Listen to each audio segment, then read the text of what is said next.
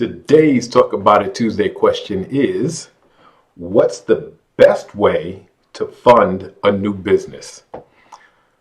Well, we are in this era of everyone wanting to start a business of their own. People had that break during COVID and decided they don't want to work and they want to try things for themselves. And this is a huge hurdle that people come across. Like, how do I get this thing rolling? How do I get the money to get it going?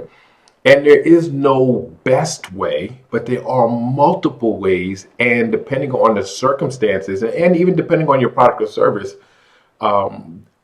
it will be a different way. So let's just talk about the truth about it.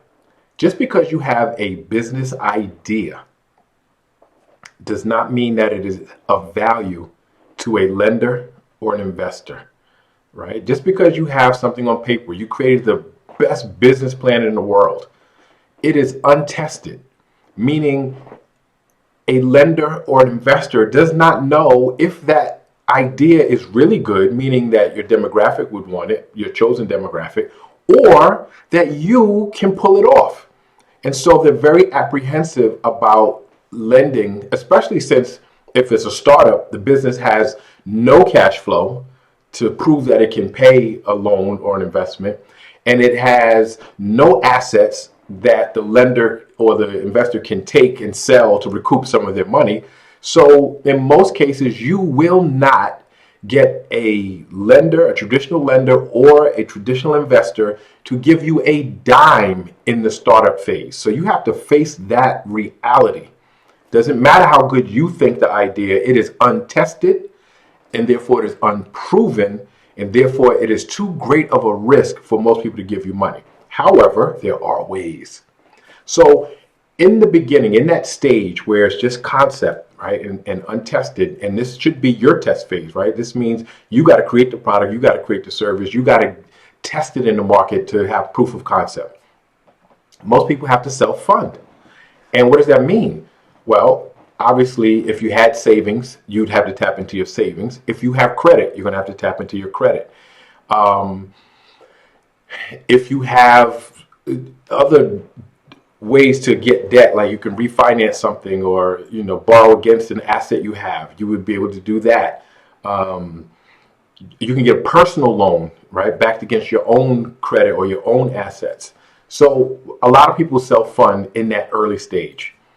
Another way is to get family or friends involved, right? If they believe in you and they want to support your effort, and don't be mad if they don't, right? Why should they take a risk that other people aren't willing to take just because it's you? Doesn't mean you can pull it off. But family and friends is a way that a lot of new entrepreneurs get funding.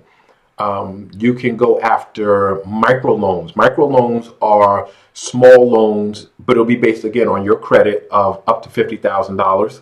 There are a lot of companies, you can just Google microloans, and there are a lot of micro lenders that will take a risk up to $50,000 because again, it's not a super huge amount, and you have to be credit worthy.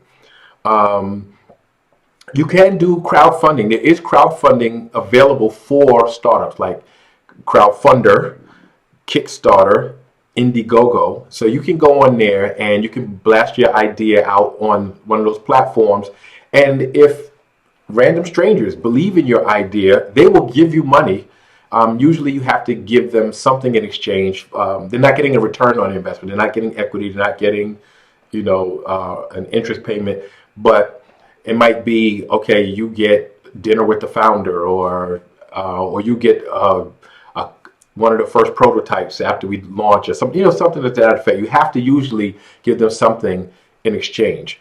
So those are the main ways that you're going to get your funding when you first launch. When you first have the idea, when you just have a business plan, you don't have proof of concept.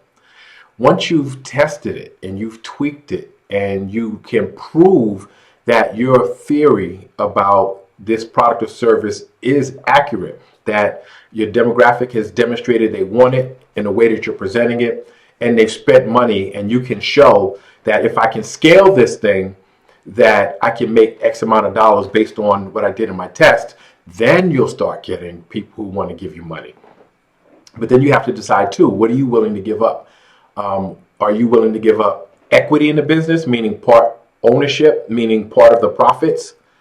If that's the case, then you can bring in a partner who has money. You can bring in a private investor who has money.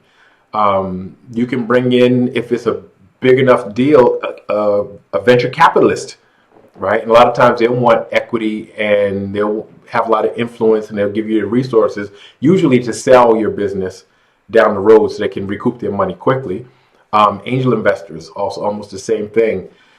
But if you want to keep it and you just want to pay interest, once you have proof of concept, the SBA has a ton of programs. Small Business Administration has a ton of programs and relationships with banks and private lenders that are set up to help small businesses launch.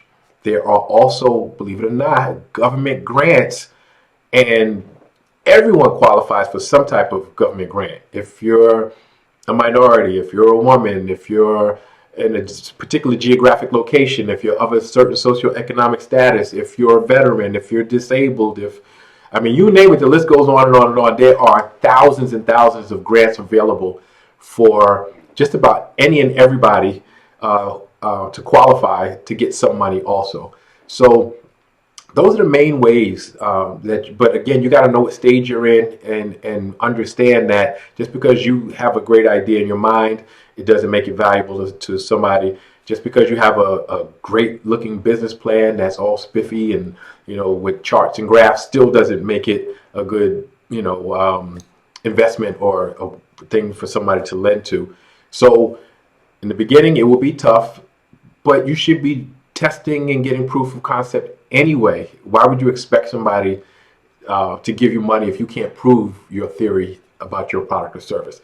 So that's pretty much it. It's really not that difficult. You can find, go to SBA.gov and you can find a whole host of programs. You can Google venture capitalists. Each has their own criteria. Each has a specific geographic area that they will lend in. So just Google those things. But Kickstarter, Indiegogo, Crowdfunder, those are some. But look for crowdfunding sources also if you're in that beginning stage. So I'd love to hear some of your suggestions, your comments, your concerns. Please like, share, subscribe. Keep the questions coming, and I'll see you next Tuesday.